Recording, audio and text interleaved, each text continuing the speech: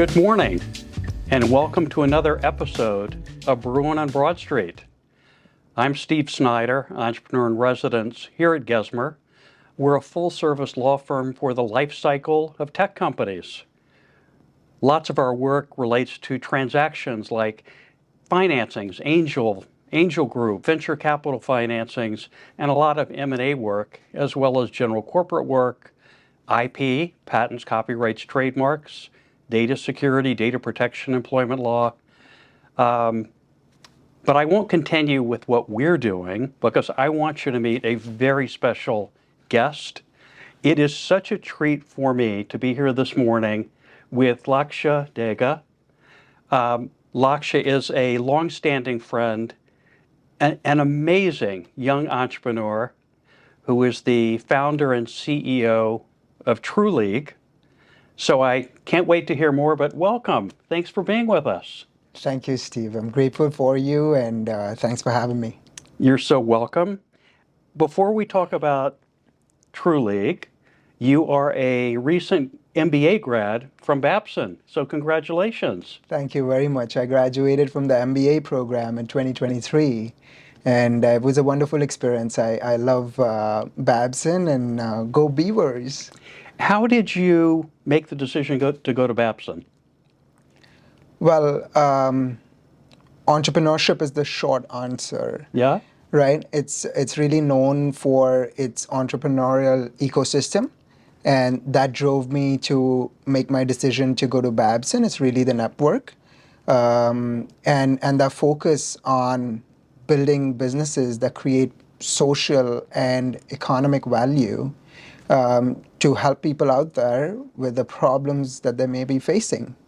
So I chose to eventually, after a lot of internal debates around which was the right school for me, which is also the genesis of how, TruLeague was founded. In that process, started realizing that students need the right guidance at the right time to make confident decisions around where to go to school. And, entrepreneurship, I was always interested in building, starting companies that help people.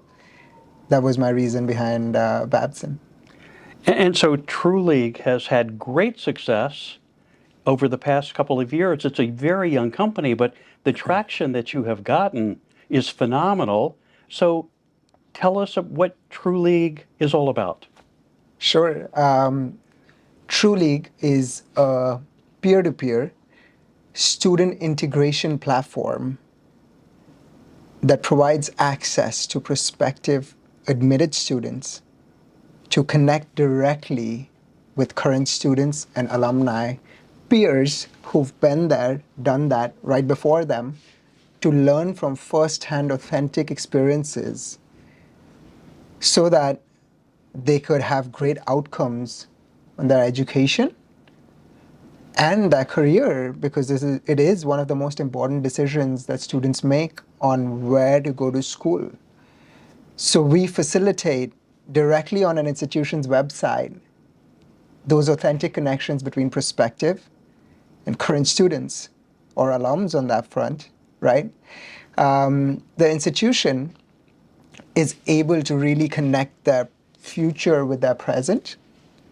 Their best ambassadors are really their very own students, right? Who could advocate and speak about the school, share their experience at the institution and how it's benefited them. And on the other hand, they gain data on their future students to really understand needs, concerns, to be able to better tailor the enrollment marketing content strategy, if you will. So, it helps students on one end and enrollment teams at institutions the other end. So we all work so hard to grow and maintain relationships with customers and clients. It is so much more expensive to go out and find a new customer than to maintain a relationship with an existing customer. And you're doing the same thing here. you're working with colleges and universities to make sure that admitted students end up at the school. Don't change their mind. They end up at the school. And you're working with quite a number of colleges and universities. You don't have to mention the name of a specific institution, but tell us about the successes that have Yes. occurred at one of those. Sure. An institution we started working with last year on the graduate side. So we're agnostic. We work Mhm. with undergraduate teams, graduate and professional studies teams as well. On the graduate side here in Massachusetts, we work with a school that had more than 300 students engage on the platform. Many of them had their first interaction with the institution through the TruLeague platform because they may not have been ready to raise their hands with admissions. But when students know that they can, in an authentic way, connect with someone like them, that has a huge impact on how they engage with the institution early on, and that gets their interest going. So they become, an applicant at that stage. Then slowly, to keep that relationship warm for institutions, it's really important to provide a sense of belonging, right? To be able to show an insider's view of what it's like to be at that institution. So they're able to drive conversions. So with one of our partner schools that we were talking about, we saw that they saw a 15% increase in yield for specific programs using TruLeague compared to their baseline yield for their largest program. So just for context, yield is really, that admit to deposit phase. Once they've been given an admission, how many of those students really accept that offer? So we help with that nurturing aspect of things so that they're more committed to ensure to go to that school and eventually do not melt, right? Yes. Once they have made that decision, that they continue and they start classes over there and they have that peer support all throughout that journey. So I would say right from the first moment that they get involved or start interacting with the school up until they're in the institution and have started classes and their program, they have access to peers and that support system that can enable them to make better decisions, to be better prepared, to transition in a better way, and to make friends very simply before even they step foot on campus. So that's really the goal. 15% increase is enormous. Those are significant dollars for colleges and universities. The return on investment that they're getting is really significant. It shows just how compelling the platform is. I want to pause for a couple of minutes focusing on TruLeague, and I want to focus on you because I witnessed something a couple of months ago that I thought was extraordinary. I was at Babson on a Saturday morning, and I got to see a dozen TED Talks. And you were one of the TED Talks that morning. And it was amazing. It was my first TED Talk ever Oh, in wow. person, in person. How was that experience, and how did you decide to do that? And tell our audience a little bit about the topic. So, really, the motivation of the talk came from sharing my own journey. And it focused on three aspects on how I've tried to train my own subconscious mind through visualizations, affirmations, and gratitude. Gratitude is one of the most powerful forces in the universe, right? Write down thank you 5 times when you wake up and 5 times before you go to bed. Just that feeling of appreciation is going to take you a long way, right? And I realized that as I continued doing those practices over time. Um, a quote that my mentor, Dr. Daisaku Ikeda, one of the greatest peacemakers in the world, shared with me was gratitude has a very positive energy because it encourages us when we hear it, it energizes us when we share it with others, right? I've used the power of visualization in definitive moments to really picture success, to picture healthy relationships.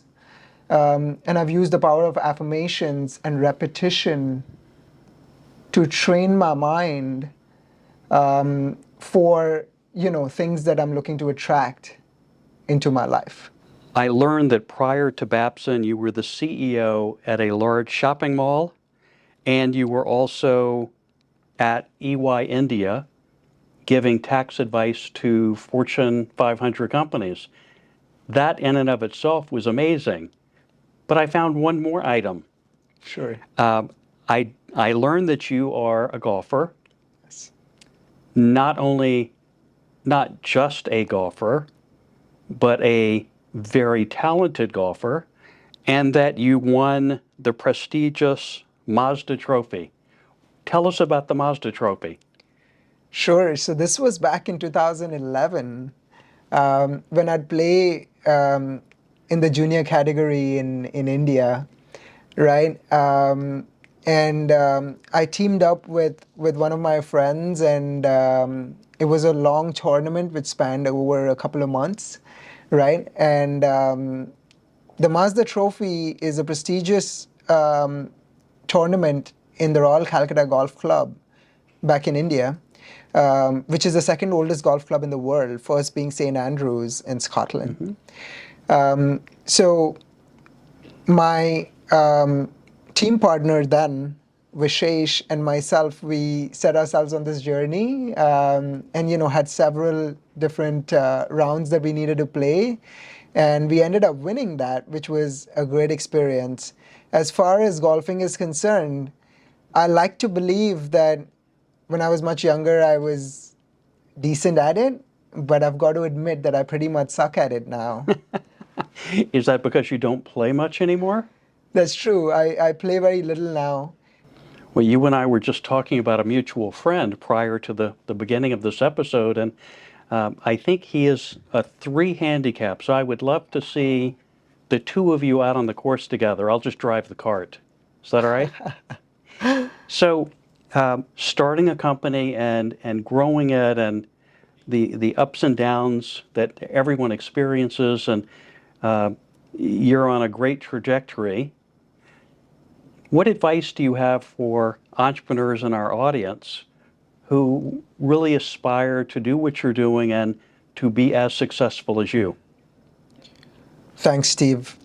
You're very kind. We're just trying to put one foot in front of the other and get better than what we were the previous day, right? And still learning a lot. It's a continuous process, never stops. And my advice to other entrepreneurs and founders out there: spend as much time, especially early on, with your customers as you can. Sell before you build, right? Getting an MVP off the ground once you've had those several discovery conversations and you see clear trends and patterns around the need that you're trying to, or the problem that you're trying to solve, that really is the first step, right? Be very, very clear around what problem you're solving and for whom you're solving that problem. Once you have those pieces in place, you try to understand how you're going to be able to communicate that value proposition and how you can help solve that problem. Most of your focus is on the customer and really understanding their pain points, which is where I believe, all founders should start. As things go by, team is so important.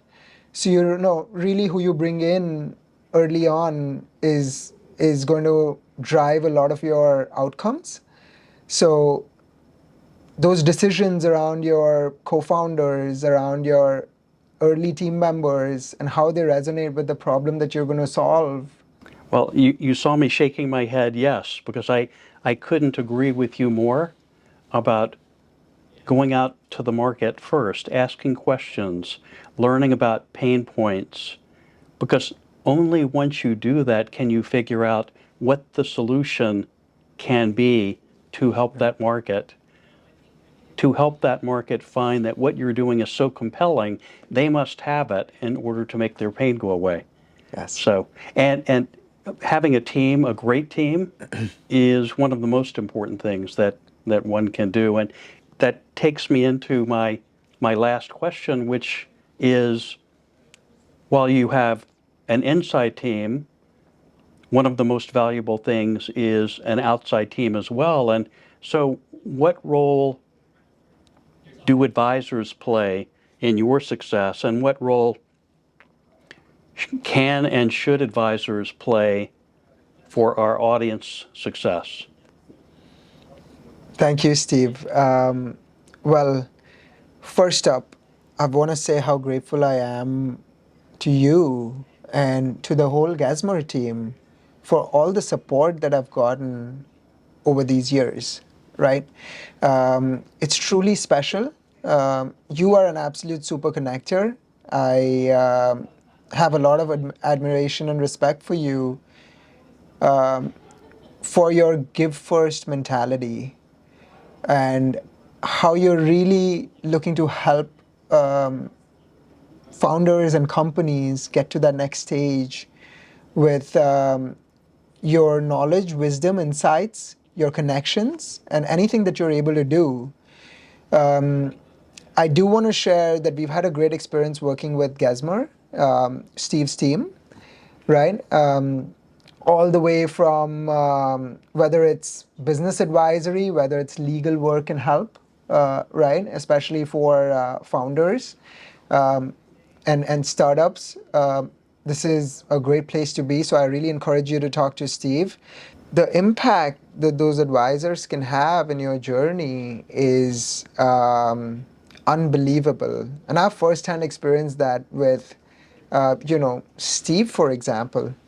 Our 8 a.m. Coffee chats at Cafe Nero, have really helped open up my perspective. And it's always a two-way street. So you also try to understand how you can be helpful in their journey, and listen effectively and listen carefully, ask the right questions. Well, you're very kind, so thank you so much. You make it such a treat to do what I do and to help in the way that I help. So thank you. I know that you're the decision makers of your target audience. The decision makers are colleges and university presidents or directors of admission, right? So I have homework for the audience. If you know a college or university president or director of admissions, please, please, please let Lakshya know who the contact is. And how do they get in touch with you? What's your email address? Thanks, Steve. The email address is Laksh, that's LAKSHYA, at TruLeague, TRULEAGUE.com. Please feel free to reach out with any connections, but also let me know how I can support you with wherever you are in your journey.